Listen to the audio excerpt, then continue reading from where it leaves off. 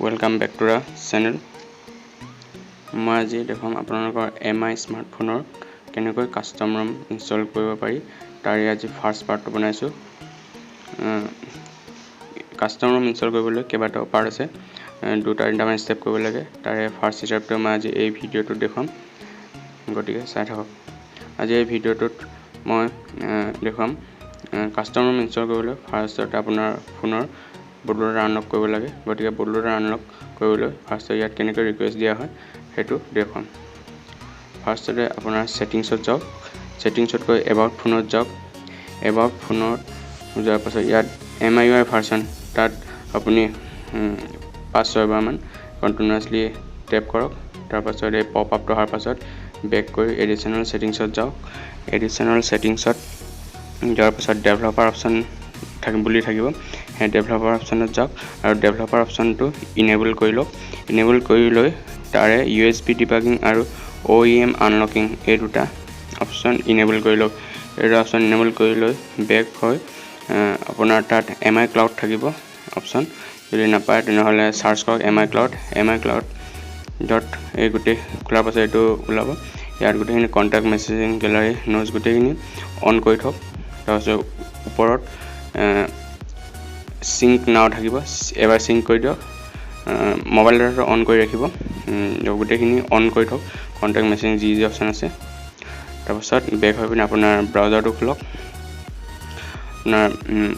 ব্ৰাউজাৰটো এটা আপুনি পিচিটো কৰিব পাৰে পিচিত কৰিলে অলপ সুবিধা হয় লিখিবলৈ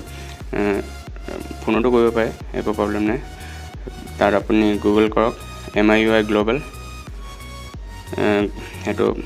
সাৰ্চ কৰাৰ লগে লগে ফাৰ্স্টতে আহিব যেটো ওয়েবসাইট আছে en.miui.com যেটো গ্লোবাল ওয়েবসাইট MIUI তাত যাওক en.miui.com এই সাইটটোত যাওক এই সাইটটোত গলে আপোনাৰ গ্লোবাল ওয়েবসাইটটো খুলিব এটো মই পিসি পেজ কৰি লওঁ ডেস্কটপ ভাৰ্সন কৰি লওঁ ওকে তাৰপিছত এটা চাওক ওপৰত ৰাইট সাইডে ওপৰত আনলক অপচন থাকিব এই আনলক অপচনত ক্লিক কৰক ক্লিক কৰাৰ লগে লগে এই পেজটো খুলিব ইয়াত পেজটো খুলিব ইয়াত লিখা আছে এপ্লাই ফৰ আনলকিং পাৰমিশন এতিয়া আনলক নাও বটনটোত ইয়াত ক্লিক কৰক আনলক নাও এটা ক্লিক কৰি এটো আপোনাৰ চাইনিজত আহিছে ওয়েবসাইটটো মই ইংলিশ কৰি লওঁ তলত ইংলিশৰ অপচন আছে ইংলিশ কৰি ললে এতিয়া কাউন্ট্ৰিটো ইন্ডিয়া কৰি লওঁ ইন্ডিয়া 91 ইয়াতে সাৰ্চ কৰো ওকে সাৰ্চ কৰিলো আপুনি এটা মন কৰিব যে আপোনাৰ ফোনটোত MI একাউন্টটো লগইন কৰা আছে নে নাই লগইন কৰা থাকিব লাগিব আপোনাৰ MI একাউন্টটো কোনটো নম্বৰত খোলা আছে সেই নম্বৰটো ফোনত লাগি থাকিব লাগিব সেই নম্বৰটো ইয়াত টাইপ কৰক ফোন নম্বৰটো MI একাউন্ট যদি নাই খুলি ল'ব যেটো সিম আপোনাৰ ফোনৰ আছে হেতুত তাৰপিছত ক্লিক কৰি লৈ ইয়াত গেট ভেৰিফিকেশন কোডত ক্লিক কৰক ক্লিক কৰাৰ লগে লগে আপোনাৰ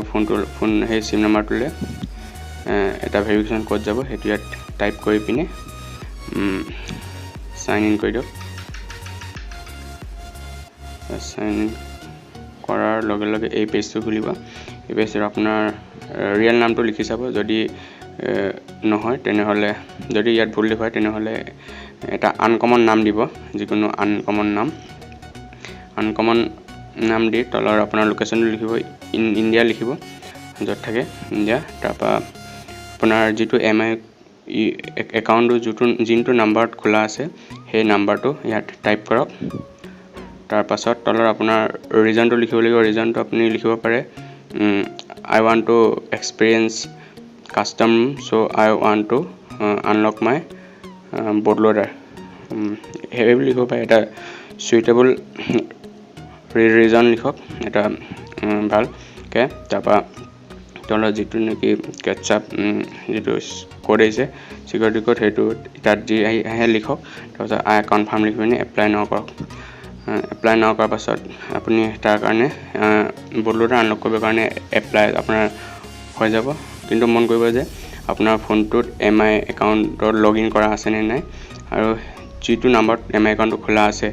সেই নাম্বাৰটোতহে এই গোটেইখিনি ভেৰিফিকেশ্যনে ইউজ কৰিব। তাৰে এপ্লাই কৰাৰ পাছত আপোনাৰ প্ৰায় 74 আৱাৰ মানৰ পাছতহে এই মেছেজটো আহিব। নাহিলেও আপুনি 74 আৱাৰ মানৰ মিনিমাম 74 আৱাৰ মান পাছতহে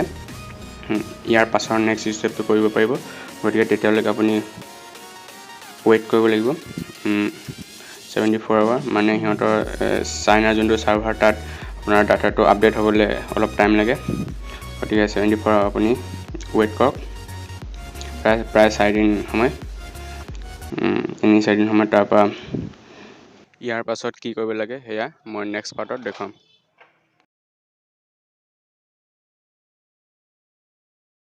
भोसड़ी के